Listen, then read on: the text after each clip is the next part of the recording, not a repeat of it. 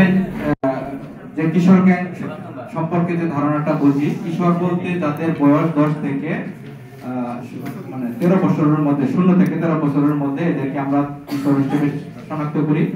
এখন দেখা যাচ্ছে যে কিশোররা যারা বিভিন্নভাবে দলবদ্ধভাবে যে অপরাধ কার্যক্রমগুলো পরিচালনা করে, সেটাকে আমরা কিশোর গ্যাং হিসেবে শনাক্ত করি।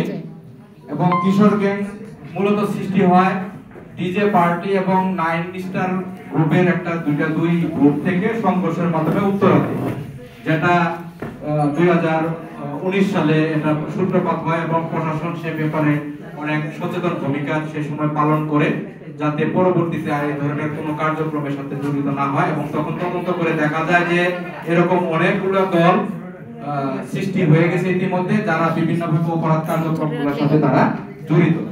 আর এই কিশোর গ্যাংয়ের উদ্দেশ্যটা হলো যে তারা শুধু দলবদ্ধভাবে বিভিন্ন শিক্ষা প্রতিষ্ঠান বা বিভিন্ন শ্রেণীর লোকজনের উপর কি করবে, তারা একটা আক্রমণ করে বা মানে নির্যাতন করে এরকম ভাবে মানুষকে হয়রানিমূলক কার্যক্রমের সাথে ছোট শিশুরা জড়িত হয় এবং পরবর্তীতে ভবিষ্যতে তারা সন্ত্রাসী হিসেবে চিহ্নিত হয়ে যায়। তো আজকের এই ভূমিকাটা হলো আমাদের যে আমরা বলতেছি কেন কিশোর গ্যাং আমাদের এই সেমিনারের আলোচ্য বিষয়। এর কারণ হলো যে আমরা যদি আমাদের সমাজ এবং পরিবারকে পরিবর্তন করতে চাই, তাহলে আমাদেরকে অবশ্যই এই কিশোরদের সম্পর্কে সচেতন হতে হবে, তাদের নীতি নৈতিকতা আদর্শ হিসেবে আমাদেরকে গড়ে তুলতে হবে। তা না হলে আমরা আমাদের প্রজন্মকে বা আমাদের দেশকে আমরা সুন্দরভাবে সেটা সফলভাবে সামনের দিকে এগিয়ে নিতে পারবো না। আচ্ছা, এর যৌক্তিকতা হলো যে নিজেদের প্রয়োজনে আমাদেরকে কিশোরদেরকে সংশোধন করতে হবে, তাদের আমাদের যৌক্তিকতা। তারপরে হলো যে কিশোর গ্যাং এর ইতিহাস, এটা আমরা যেটা আগেই বললাম, এর ইতিহাসটা হলো এর সৃষ্টি হয় উত্তরাতে প্রথমে, এবং বর্তমানে যে পরিস্থিতি এই যে এগুলো লক্ষ্য করা যায় বিভিন্ন শিক্ষা প্রতিষ্ঠানের সামনে, রাস্তার মোড়ে, দোকানপাটের কাছে এইসব বয়সী ছেলেরা বিভিন্নভাবে মেয়েদেরকে বিভিন্নভাবে উত্ত্যক্ত করে বা মানুষকে হয়রানি করে, কারো উপরেই করে। এর ভবিষ্যতে যদি আমরা এটা খুব ভয়ঙ্কর হিসেবে দেখতে পাচ্ছি, যদি এটাকে আমরা মানে প্রতিরোধ না করে তুলতে পারি, তাহলে আমাদের জন্য এবং আমাদের পরিবারের জন্য ভয়ানক আকার হিসেবে এটা ধারণ করবে।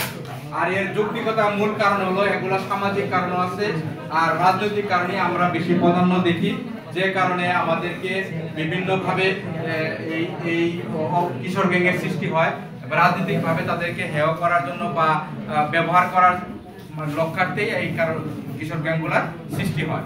আর এর প্রভাব হলো আমাদের এটা ব্যক্তি জীবনে যেমন প্রভাব, পারিবারিক জীবনেও প্রভাব, মানে সর্বক্ষেত্রেই আমরা কিশোররা আমাদের সন্তান, তাদেরকে যদি আমরা সঠিক পথে পরিচালিত না করতে পারি, তাহলে আমরা এই অপরাধ জগৎ থেকে বেরিয়ে আসতে পারবো না এবং কেউ শান্তি থাকতে পারবো না।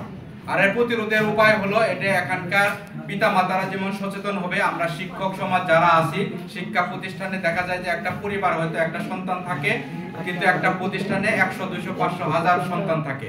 আমরা যদি বিভিন্ন নিজে উদ্যোগে হয়ে সেসব সন্তানদেরকে আমাদের সন্তান মনে করে আমরা তাদেরকে সচেতন করি, আমরা তাদেরকে এর প্রভাব সম্পর্কে সচেতন করি, তাহলে আমরা এই সঠিক পথ থেকে ফিরিয়ে নিয়ে আসতে পারবো। আর আমার এই যে তথ্য যে উপস্থাপন করলাম, এই তথ্যগুলো আমি বিভিন্ন পত্রিকা এবং গ্রন্থপঞ্জি থেকে নিয়েছি। সৈয়দ শাকিল আহমেদ গবেষক, তার উৎস থেকে আমরা এগুলো সংগ্রহ করছি। লেখক কর্নেল মোহাম্মদ এমরানুল হক, সাবেক র্যাব কর্মকর্তা, তার তথ্য থেকে আমরা এই তথ্যগুলো আপনাদের সামনে উপস্থাপন করছি। ধন্যবাদ সকলকে।